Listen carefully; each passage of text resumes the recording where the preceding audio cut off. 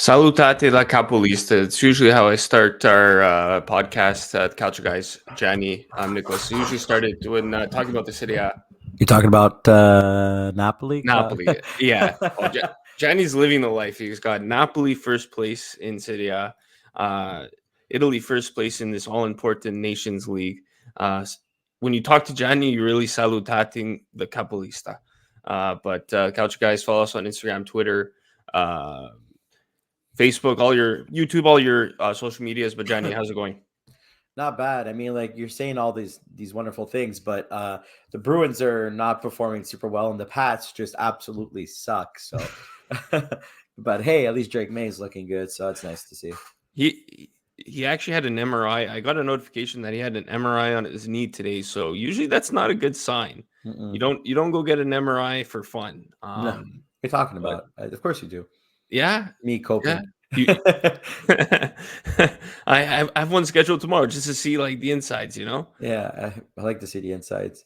I'll be honest. I don't fully know. Like I know you always hear these sayings, MRI this, MRI that, but I guess an MRI is similar to like an X-ray scan, except for your muscles. I don't know, Jenny. Are you? I believe so. I think it's. Let me actually. I'm going to take a guess. I'm going to look it up. I think it's muscle radiology imagery. Let's see. MRI definition. Let's see if I was right. Magnetic resonance imaging. Okay, so I got one letter right. Hey, it's good enough. It's good enough. But yeah, that's the other type of football. But Calcio, Adriano is in Italy for the second time this year. So he was actually at the game Thursday, Italy versus Belgium. When he comes back, we'll talk. You're about to say Belgique, weren't you? No, I just forgot how to talk. Anyways, are we sure? But yeah, when he comes back, we'll talk to him all about it. It's pretty cool. He's the first one of us to actually see an Italy game live. That's definitely something that's on my bucket list, right? And I'm sure it is on yours too, to actually see Italy play live, especially a competitive game. Yep, I honestly would love to see it. Just, I mean, I've been lucky to see a lot of like amazing sporting events in my life. Actually, the other day, what popped into my memories was like not memories like on Facebook, or whatever. Like in my actual head was we went to go watch the CONCACAF Champions League final in 2015 when the Impact were there. I mean, like how many people, even though they lost, it's like how many people can say they were at a Champions League final? I know it's CONCACAF, but either way, it's still a Champions League final. How many people could say they were at, and it was in Montreal at the Olympic Stadium, legendary stadium itself too. So, but overall, it would be very wonderful to see La Nazionale play at any stadium or venue. I'm going to act like a degenerate waving my flag around, just chanting along. But yeah, one day. Yeah, that's true. That game, 61,000 people actually were at that game, Johnny. It was packed. Like when what was his name? Andres Romero, when he scored the first goal for the Impact 8 minutes in. I just remember the stadium felt like it was shaking. Like I thought it was gonna break. Honestly, I mean, we thought it was gonna collapse on us. Yeah, like that was a crazy experience. Honestly, that was, and you know what? I don't think in the moment I realized just how big that is. Like you said, Champions League final. To witness that, obviously, it sucked at the end that Club America won, and if I'm not mistaken, was Chucky Lozano on that team? Yeah, Chucky, and he actually scored in that game too. That's what I'm trying to look it up. Yeah, Chucky was in that game. Must be apparently it's a false memory because he's not on the game sheet here at Wikipedia. Really? I feel like as if he was. I'm convinced he was on that team. Yeah, same. This is Is this a Mandela effect? He played for Pachuca. He didn't play for Club America. And that Pachuca is another team that the Impact played in that Champions League run. So I think that's where we're getting confused. Probably. That just seems a bit weird. But anyways, why do I feel like as if he was? Anyways, whatever. Not important. Not important. Me and Gianni reminiscing about old soccer games. But yeah, Italy, Belgium. 2-2. It was a game that started off super well for the Azzurri, in which it feels like all the time the Azzurri get scored on first in the opening minute, but this time it was the other way around. Italy scored Cambiaso and then Retegui 24th minute. Unfortunately, I didn't have the chance to watch the game. I was at the office, so I didn't see it. I saw the highlights, saw the reaction on Twitter. It based on what people are saying on Twitter, it seemed like they were 2015 Barcelona out there in the first half, basically until the red card. So it's good to hear. It seems like that's the style Spalletti wants to play more, just attack. Even I think he was on the first goal. If you kind of see the build-up play, just crazy passing. I forget if it was his first or second goal that DeMarco was involved in as well. So that's what you want to see. And it really felt like all things were going super well for the Azzurri, and then Pellegrini with the red card. Johnny, if I'm not mistaken, it was a second yellow, right? No, so it was a yellow that so just for context, in case if anybody needs, I was away for the weekend. I was in Niagara Falls working a really big Yu-Gi-Oh event. So unfortunately I have to go based off also what interactions were on Twitter, looked up highlights, look up extended highlights, and so if I miss a little detail, I apologize in advance. But it was actually a yellow that was turned into a red after VAR review. Because he went into the tackle. They felt like as if he went from behind, did not get any ball at all, clipped the player behind, and they felt that there was enough studs up for it to be a red card, like a straight red. Yeah, and I did see the video on it. It seemed like a useless tackle. Like it just seemed like a challenge he didn't need to do. And it doesn't seem like Pellegrini is this type of player, Johnny. Like how many reds has he got to for Roma? Not many actually. It's just really it's really it was really a surprise when I saw Pellegrini got a red card. It's not in his nature. I think it was just an accidental thing. Like it was just a dumb decision. I mean, like no player is perfect. Every player is prone to making stupid mistakes once in a while. And I think that was just him with his one boneheaded moment. I don't think the players fault him for that. I think they know that it's not him trying to throw the game or trying to like sabotage the team. I think he just made a very big error, and that's just like, it's just it happens. You can't control that. I mean, you could control it, but I mean, like you understand what I mean. Like it's just Yeah. Anyways. Of course. And Belgium responded right away. De Coupe, very nice goal too, by the way. 42nd minute, and then Leandro Trossard in the 61st. So, goals from, I guess you could say different players than what you're used to with Belgium. Lukaku, he didn't play. Was he even called up, Johnny? No, he I don't think refused so. because he's been wanting to get in form with Napoli, and he refused to call up to represent Belgium this Nations League match tie because he wants to get more in shape with the club. Maybe he might feel like because he didn't want to play against Italy. I think it's a bit of the reason too, but because he wants to stat pad against smaller teams. But but in all seriousness, though, it's like the guy would do anything for Conte, it seems. So I think him not risking any injury is also one of those ways of showing that. Interesting, and so we lost that storyline, but regardless, it's unfortunate.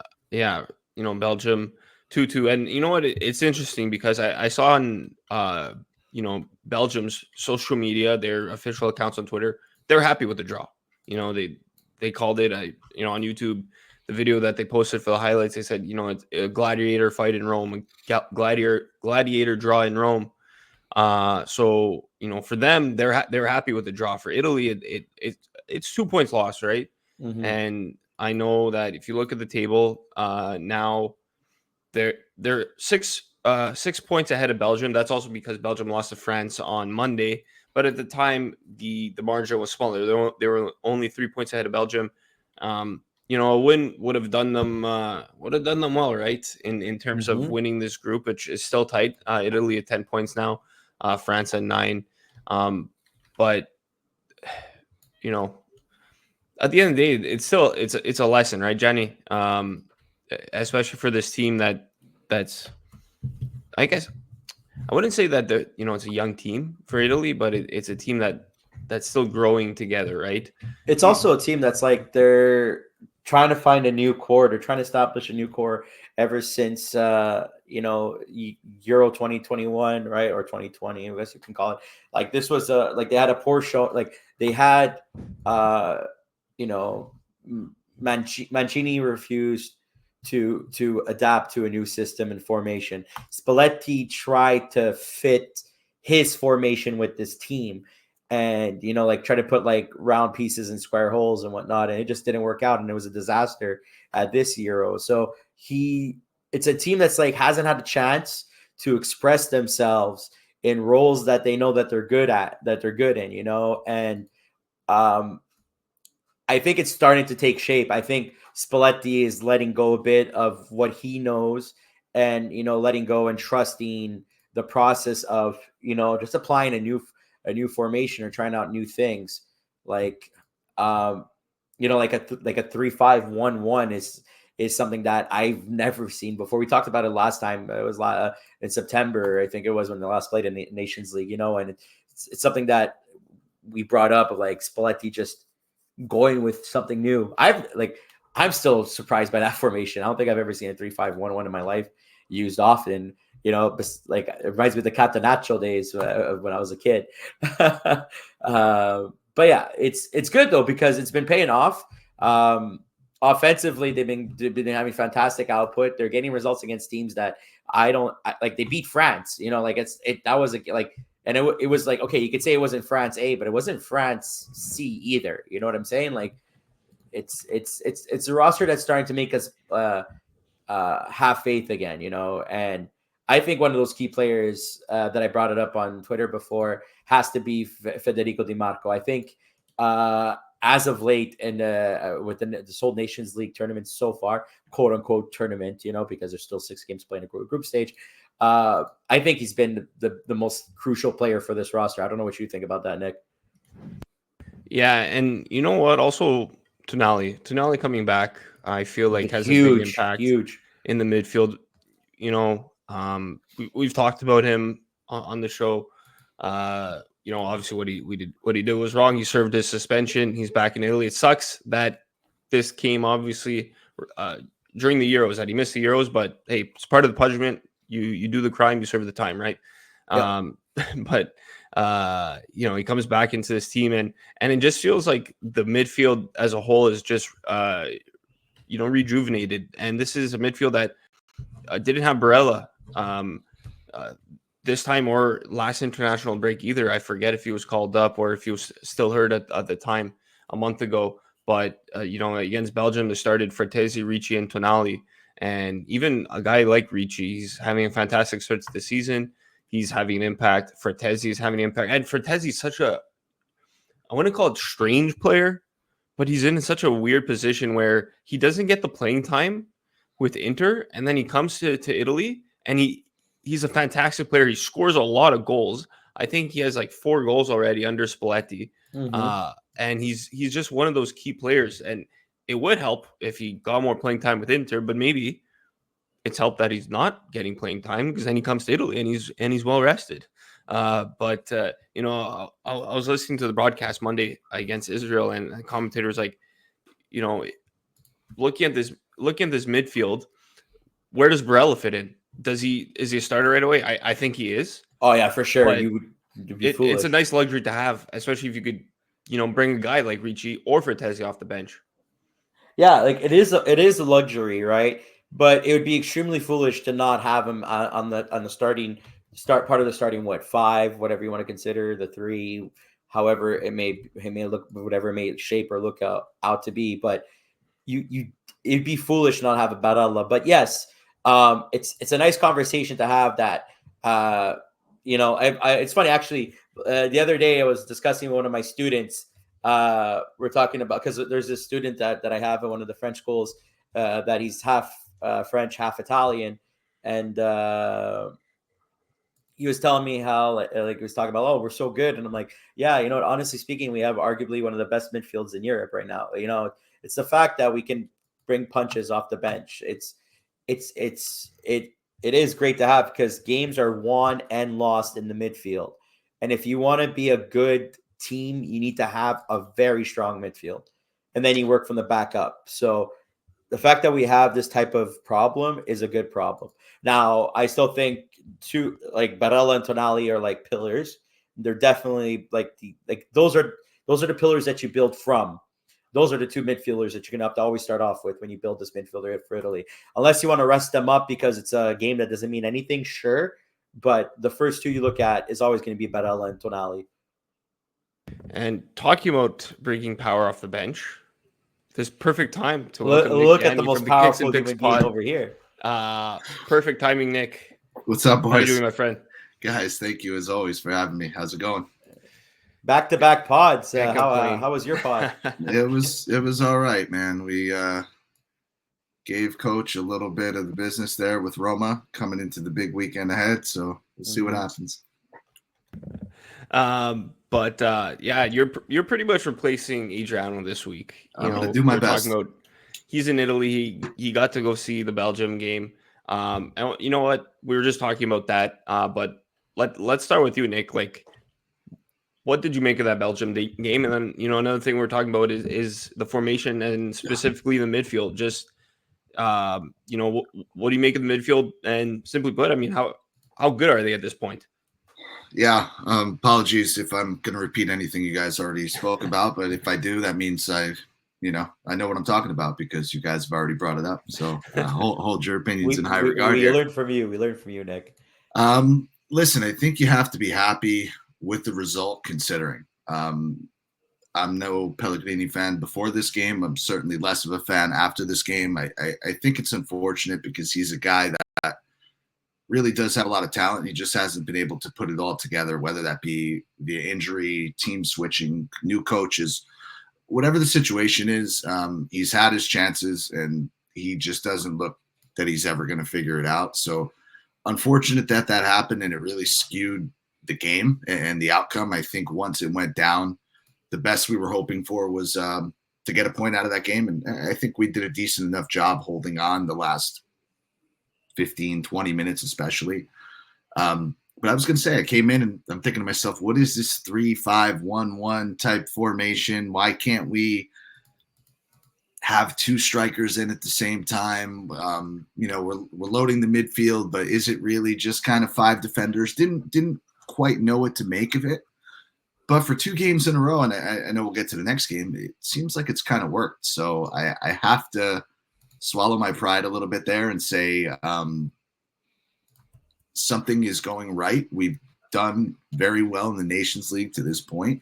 I think Retegui is the guy up front. I mean, I feel like we were all kind of in agreement. We've been saying that as a group kind of since he came into the fold. He just brings an awful lot to the table that our other strikers in recent history don't.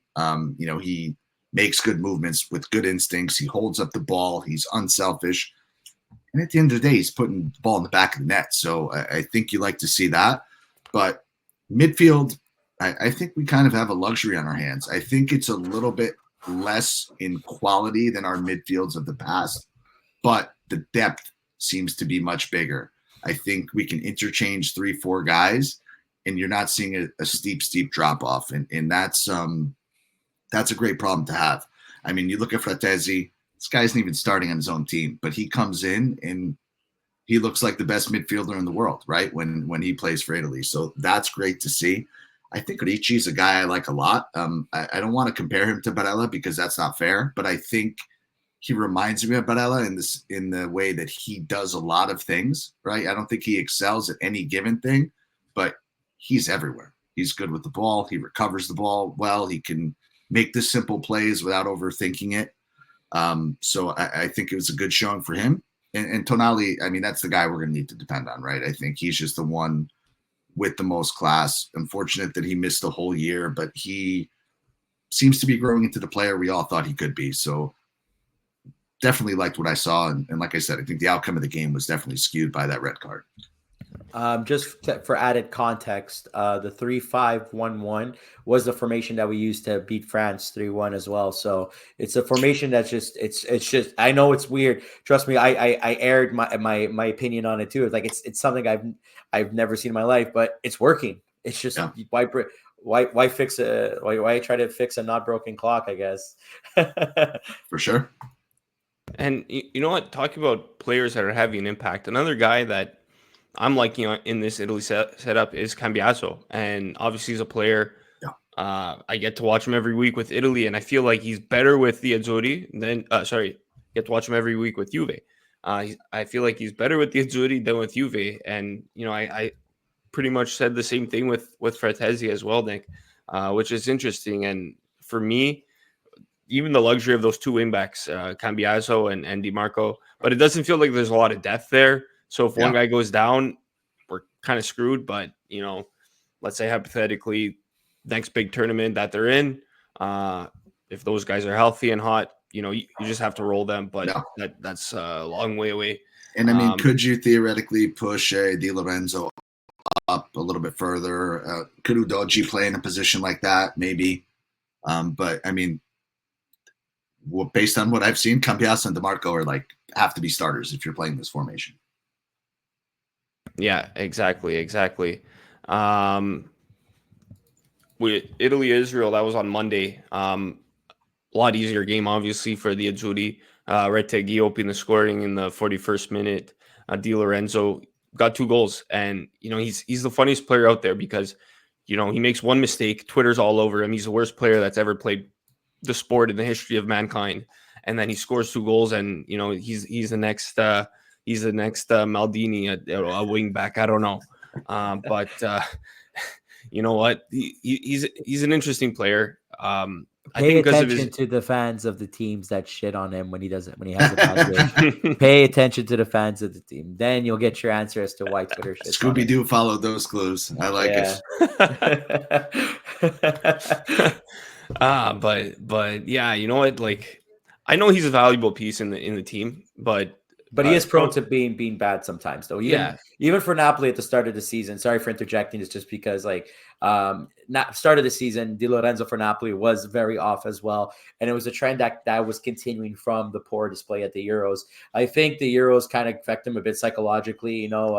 Kind of affected his confidence, especially being exposed by Yamin Lamal. No, it wasn't Lamal. It was who was on Nico his side? Williams. It was Nico Williams. Yeah. If it's not one end, it's the other. You know what I'm saying? It's just more like no matter who you would have put there, Nico Williams would expose him. So I think it did affect him a bit. But now that he's starting to find a rhythm in Napoli and some confidence, it's also moving into the national team. Also being captain for that game. Spalletti has a lot of faith in him, as he did when they won the Scudetto together. So it helps. It helps. He did have a poor form and a poor run recently, but he knows it. I think he's gonna grow from it. And also the summer psychologically wasn't also great because there was also conflict with the fans of Napoli itself with the whole rumors to Juve thing, and he apologized for that afterwards because he was just trying to using it as a negotiation tactic, and it was wrong. I think he's going through something, but eventually he'll come out of it. But trust me, it wasn't just the even with Napoli, he wasn't in his strongest form at the start, but now he's getting there, so it's good to see. But yeah, let's talk about the game on Monday. Like I said, 4-1. As I was saying, Di Lorenzo, sorry guys. But yeah, Di Lorenzo was 2 goals, and Fratesi, Italy did allow a goal, and it was a weird goal off the corner, directly off the corner. It was a nice goal. It was, but it looked like Vicario was pushed too. I'm a bit surprised he didn't get called back from VAR. Like the forward or the Israel player was right in front of Vicario. Borderline, I guess you could say in the NHL that's goal interference. So I guess could you? I felt don't be too sure. I mean, let's be honest here. He's in the blue paint.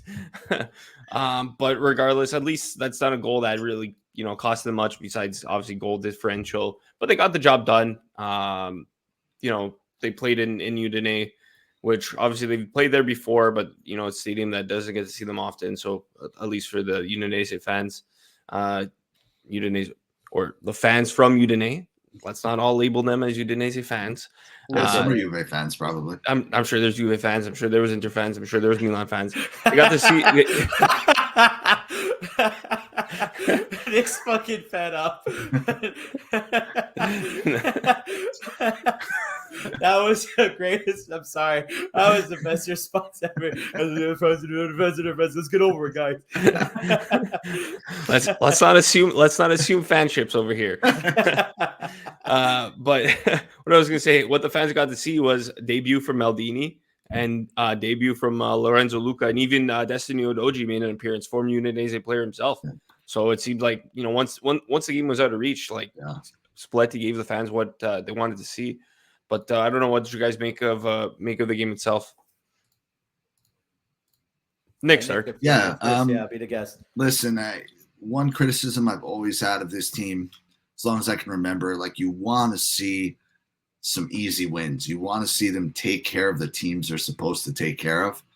I'm glad we saw that. Even though the first half, like, you're looking, they're only up 1-0. They had 3-4 chances to really be up a goal, before halftime hit. So it could have been 2-3-0. And that's what you like to see. And they didn't let it get them down that they were only up 1 goal by penalty, right? They carried on pretty early into the second half and put the game out of reach. So I agree. Fluky goal. We definitely need to get better at defending set pieces. That's a little bit of a cause for concern.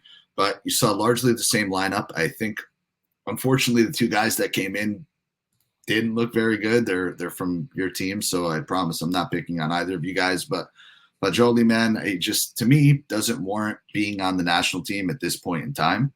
Raspadori, I guess you got to say. I mean, I'm overly critical of Raspadori. I just never thought he had it, so I'm not going to turn this into a bashing session. I mean, I'm glad, good for him, he got into the game, but he just kind of reminded everybody that he's not really up to this level. So I think that's more of a Italy problem than a Raspadori problem, right? You have to pick from what's available, and I think they only called like 3 or 4 strikers for this window anyway. So good for him that he got in the game. But to your point, Nick, I think the key takeaways, again, were they made it comfortable when they should have made it comfortable. We got to see some feel-good stories. I think Maldini's a good player. I don't know that he's quite ready for the national team, but I do think he does a lot of things right. I think he's a hardworking player. So cool for him, cool for Vicario, cool for Udogie. Pretty straightforward. Now let's get a point out of one of these next 2 games and not have to sweat. I mean, I think a good point that you brought up about that's an Italy problem, not a Raspadori problem. I think that's a fair statement. And if you look at, like, it makes sense. Like, if you're running a formation that you're going to go up forward with you only play 1 striker in a rotation, right? You don't need to call up 5 or 6. You just rotate between 1 or 2 per game, right? If you want to use 1 or 2 per game. I think that's what the logic is. I think Spalletti has identified that the striker role is not one of our greatest strengths. We have just, like, I want Retegui to be better. Let's just say he's good enough right now. Is he gonna, like, does he have star power? I wouldn't say so, but I'm not saying he won't have star power. He's still very young. It's still very new to him. So we still got more to see from him. But, like, as of right now, it's not going to be one of those guys that, like, you have circle on your calendar, like, or like on your scouting list. It's more like, okay, well, he's a good striker. He decided to play. Like, it helped out that he decided to play for the Italian national team rather than playing for the Argentinian national team, right? So it's helped that he's done that. But because, I mean, like, it just, like, where are you going to go after that? Like, it just dips off to Scamacca afterwards. And I've been Scamacca's #1 hater, not because I'm with you. It's it's the dip is tremendous. So yeah, Spalletti's like, look, I'm gonna go. I think Raspadori has a bit of nepotism of a pick, because Spalletti has worked with him and you can rely on Raspadori, which is very big in some cases. But I think Spalletti knows that striker is not our strongest role. He'd rather call up all of the better players that play in the different roles, and it seems to have found some kind of rhythm. If Raspadori can be called on later on in the game, like in the 70th, 75th minute, and just kind of shut it down, or just keep it clean, then I think that's the guy that Spalletti's all going to go to. Yeah. It helped in the France game. He neutralized a lot of threats too. Speaking of that France game from before, I think he's great as that, like that. Like we have the two-way player in hockey. I think we call it two-way player in Calcio. It's nice to have that. But yes, offensively, he doesn't bring too much, but we'll see where it goes from here. Well, you were going to say something, Nick? Yeah, no, I mean, I agree with you. I think I'm high on Retegui because, again, I think that this is a guy that kind of got thrust into a starting position like right away, right? He was playing club football in Argentina, gets called up, scores a goal, I think, in his first 2 games or 2 out of his first 3 games, something like that. They scored against England, I believe. Right? Game 1. Exactly. First chance, first shot, goal. So I give him that, and, moves to Italy. He's with Genoa, so, I don't know how much stock we want to put into last year. But you see this year, it's very early, but he's taken a step up, right? Like we've seen him grow 2 straight years. I think that's all you can ask for at this point in time. And like you said, I think the drop off after him is really, really big. Everybody wants to love Scamacca. I'm with you. I don't love him. Obviously, he's hurt, but he's never shown it for the national team. It's not just him. Nobody's really shown it over the past 10, 15 years, and whatever that it role is. Specifically, yeah. Right. But I don't think he's the answer. I don't think Raspadori is the answer. And then, like you said, just the drop off. So now we're talking about Daniel Maldini. Now we're talking about Moise Kean. Good players. They deserve a chance as much as anybody else. But you put these guys in the starting lineup the next game that we need, we need a point out of France or Belgium or wherever we play next. That's really what worries me. So I think we got to desperately figure something out.